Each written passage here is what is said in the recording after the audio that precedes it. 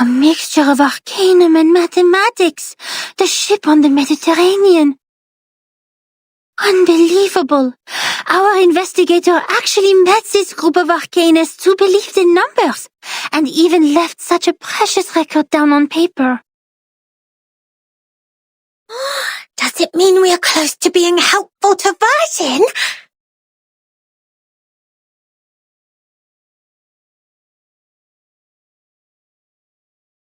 Certainly, it's what we deserve for all the efforts today. But why did they leave such an important report in the reference room storing unnecessary information? Did they misput it here after the chaos of the storm?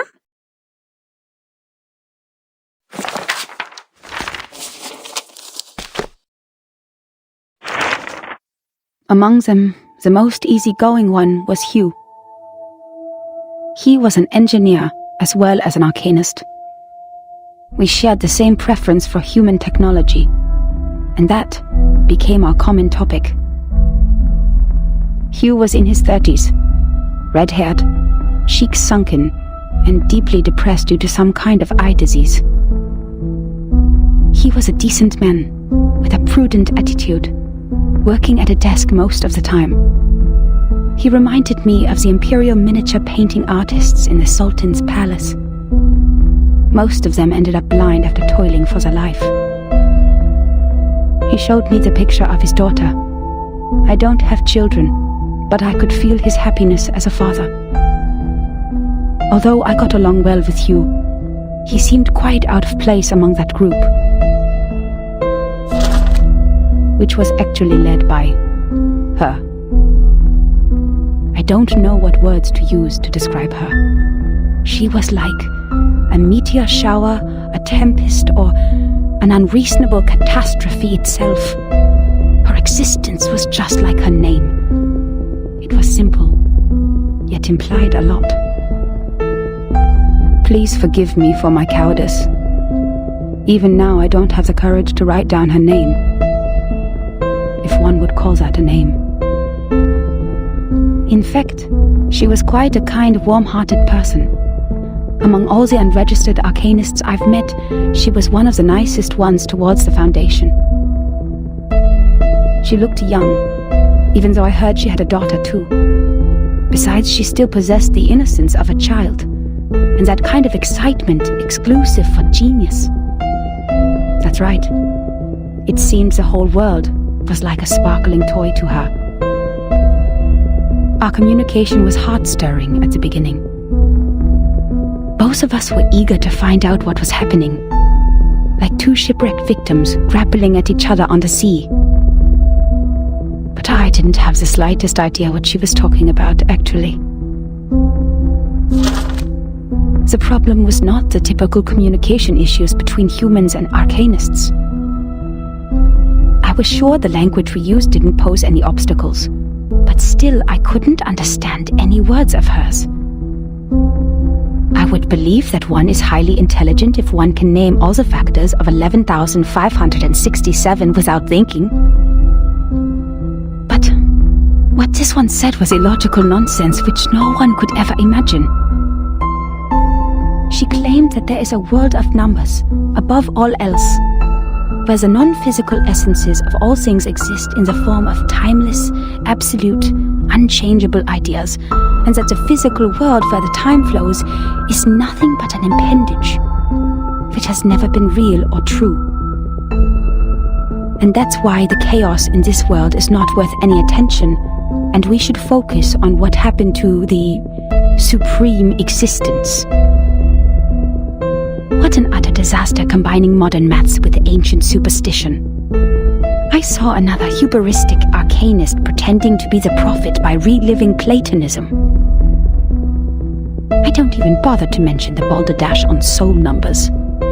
Even the New Age movement could use some of her absurdity. But that was not yet the end. She even claimed to be aware of the exact year when the next reverse would happen. But when I asked her about it seriously, she said, My apologies. I've made an oath. I shall and only shall reveal the demonstration to people who have their own soul numbers. I'm not sure whether she was making fun of me or being serious, but I had this feeling that she was eager to tell me how she was granted the secret through a moment of afflatus. It seemed she just saw through the laws behind all things instead of finding them through logical deduction. Can't you see it? It is right in front of you. After I expressed my inability to comprehend her words 30 times, she finally gave up and proffered regrets. I'd rather take it as a new kind of humiliation. What really irritated me about her, however, was her contempt towards science and all the scientific research methods. As far as I am concerned, the value of a theory lies in its reliability, universality, and generalizability. Our pursuit of the truth has laid the foundation of modern science, allowing us to change the world. Yet, in her eyes, the value of a theory lies in its beauty. I talked to her on the current situation, and I told her how we would save lives and preserve the hard-earned technology of mankind if we could find the pattern of the storm. It was of course not an easy thing to do and would take enormous manpower, so I asked her sincerely to join the Foundation. Yet again she responded with contempt. She believed they would only become another military squad of the Foundation's. Darling, maths are beautiful for their uselessness. That's why it remains noble and graceful in this sordid world, despite you humans' reckless action of using it to calculate ballistic. She turned down my invitation and left an unfairly negative comment on our storm observation project. The observation stations you built are destined to be toppled because their basis is the fragile world that follows the laws of physics. The efforts you've made are like nails on a sand beach, which will only be carried away by the next tidal wave. But I said, perhaps our efforts are in vain, but someone has to do it. We will try every corner of the beach before making the conclusion that the world we are living in is already a hopeless ruin. What a pragmatic, rigorous, and rational speech. But dear, the world is a hopeless ruin. The conversation ended in disagreement. I don't know why arcanists hate the world so much. Perhaps the reason is they have never been truly accepted. To this day, I still remember her venomous conclusion. The world built on past experiences has ended. In your words, which you used to mock us, why not embrace the reality? Yet about the gnosis which she deeply believed in and the so-called prophecy she made through numbers, she had never given any proofs or details that showed rigorous logic. And the reason for her inactions was an oath she had made before some stone? Therefore I believed her words were only the nonsense of a lunatic. When we first met, I thought she was different from all those psychos, who mistook the malfunction of their prefrontal cortex as the will of God. But they turned out to be the same. In the name of human sense, I swore everything she said was absurd and ridiculous to me. Until...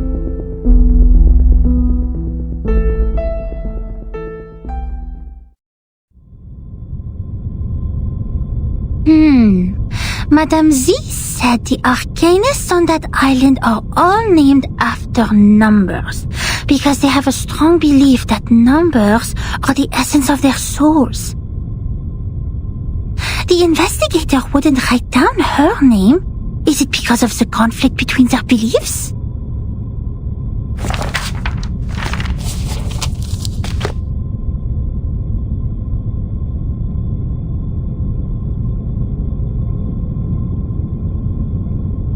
Huh? That's all?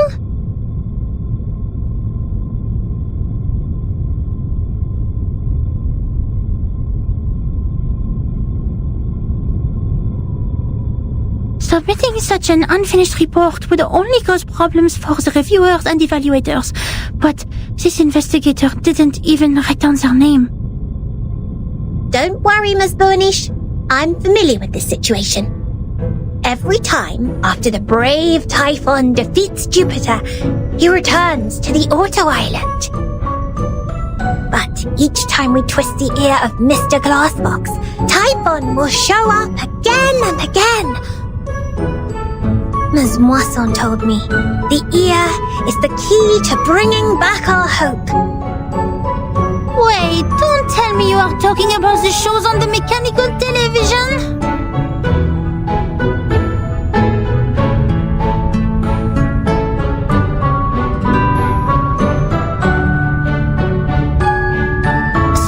Stop, Miss Sotheby. Please, take a seat on the cushion and listen to me carefully. This is a detailed report written by a formal investigator of the Foundations, not some TV show full of cliffhangers. That means we will definitely find the rest somewhere. Oh, I see! Must be a Coco-treant who took away the other part of the book. Usually, they will be attracted by Luna Fixer, and by following their traces, we'll find their lairs in the stable. You mean someone took it away? That's highly possible.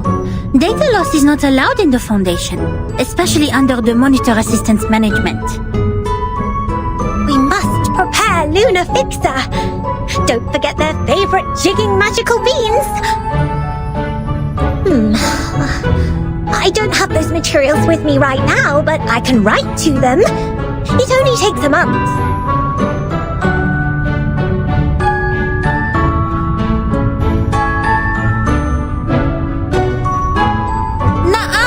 We don't need that.